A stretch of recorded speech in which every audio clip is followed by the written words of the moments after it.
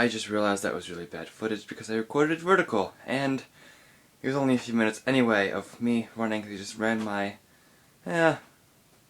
mile and a half maybe today, but I wanted to give you something interesting other than me talking, so I'll keep trying. I'll get it horizontal next time. I'm sorry. Roll the intro, let's just go.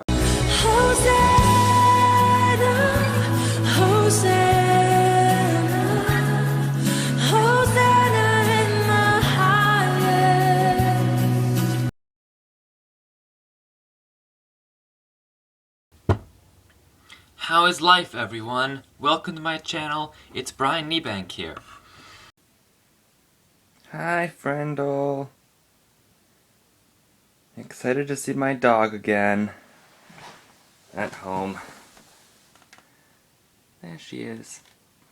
Hi, friendle. So, I'm back home. Yes, I'm an Eagles fan. Yankees fan, has my Eagle Scout plaque, my pets collection, my desk, and my computer, which has given me a couple stories this past month. And my door. And my bed. Yankees.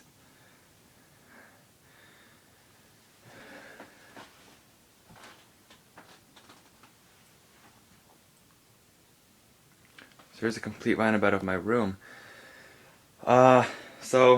Yeah.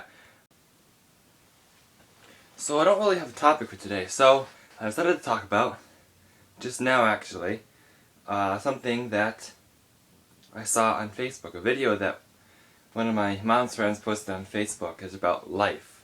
So, I guess I'll tell you about it. So, picture a pickle jar, a rather large pickle jar, okay? And this professor, I didn't come up with this idea, this was a video idea, but there was a professor who had a large pickle jar in a class. And as the class went on, he started putting golf balls in that large pickle jar. So you can imagine it was pretty large to be able to fit golf balls in the pickle jar.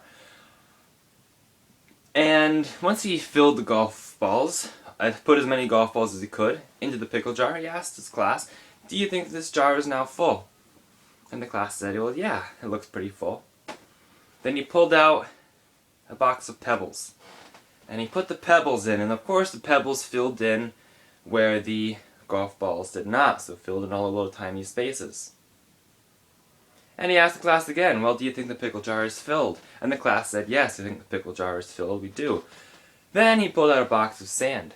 He poured the little grains of sand into the pickle jar.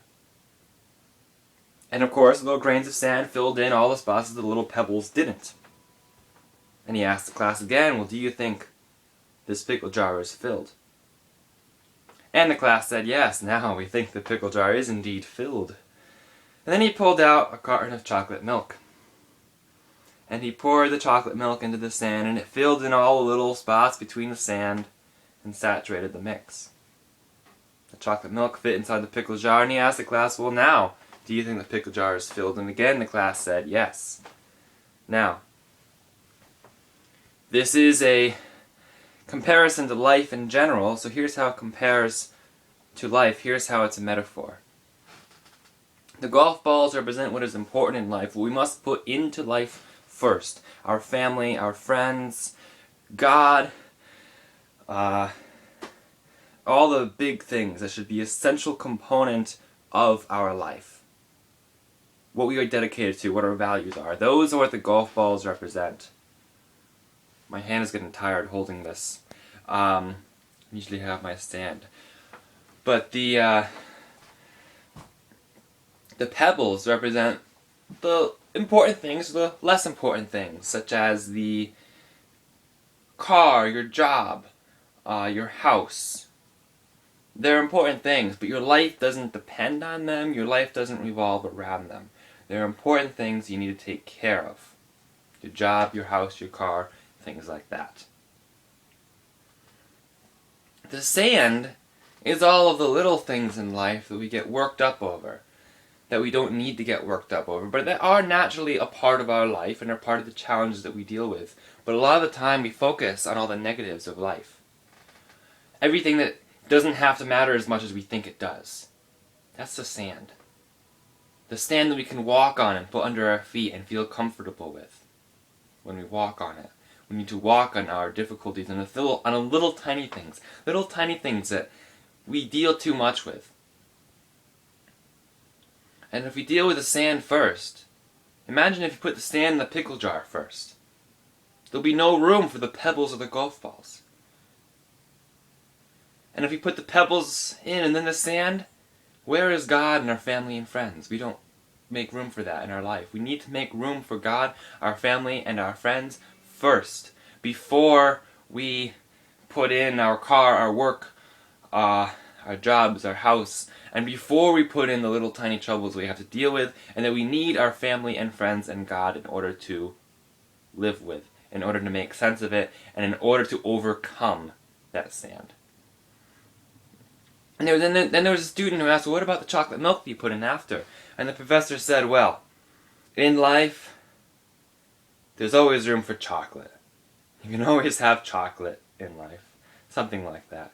And that's just a nice little reminder that you can reward yourself occasionally, enjoy yourself, and not worry about, I don't know, enjoying yourself too much, I guess. So, I love that story. I did not take credit for that story, but I love it, so I thought I'd share it with you as a little video here at home.